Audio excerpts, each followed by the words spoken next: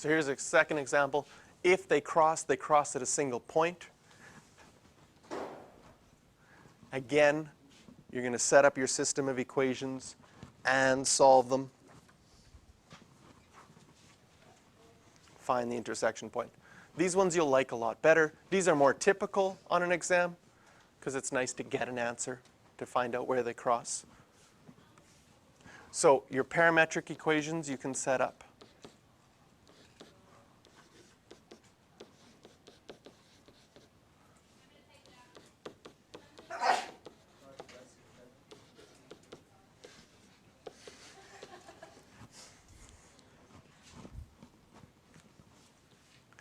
And then once you've got your parametric equations, you'll be able to equate the x values and equate the y values.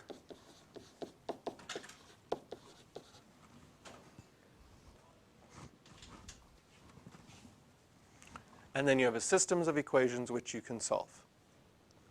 I am going to cancel out the t's with elimination. I'm going to multiply this entire first equation by a -2. And I'll rewrite the equations here. This one wouldn't be bad to use substitution because that first equation has a single t. You could get it by itself. So what I'm going to do is I'm going to multiply it by -2. I'm going to get 6 minus 2t equals -8 minus 6s. I just have to rewrite the second equation. Because now when I add the equations,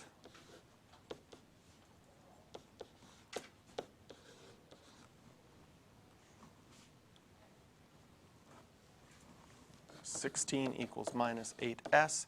S is equal to 2.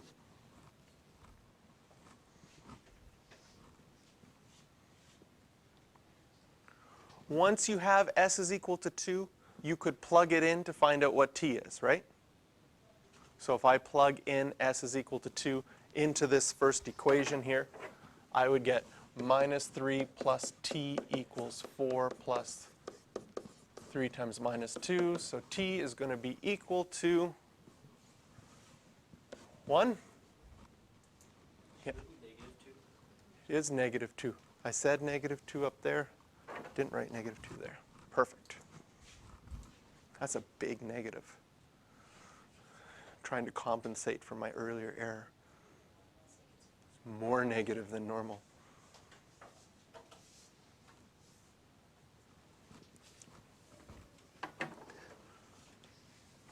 Now, to find the point where they intersect, you either have to plug in 1 for t or -2 for s.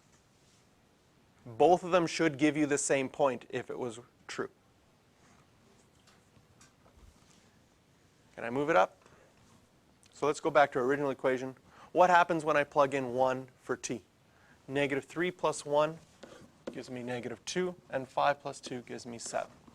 What happens when I plug in -2 for s? 4 plus a -6 gives me -2. 3 plus -2 times -2 is 4, gives me 7. So it shows that, yes, they do intersect.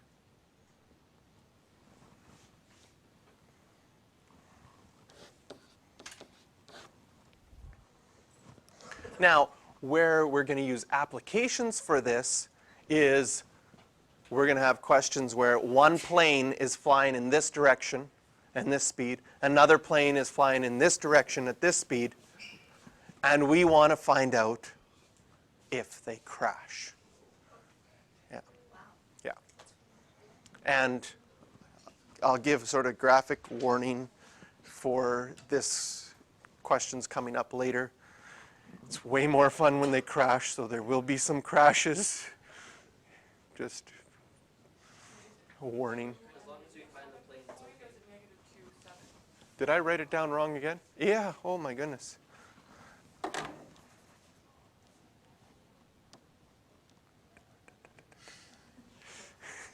-2 and 7. Now, what is happening in this question, we have two different parameters. We have a parameter t and a parameter s.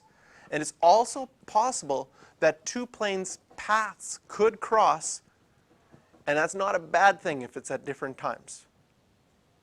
So even though they have a point here that they cross at, we'll be looking at questions where we would put the same parameter, because what we're really concerned about is if they cross at the same time.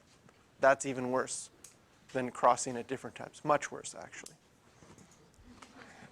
Because if they would never let planes cross paths ever, we'd be running out of routes that planes could take off on. So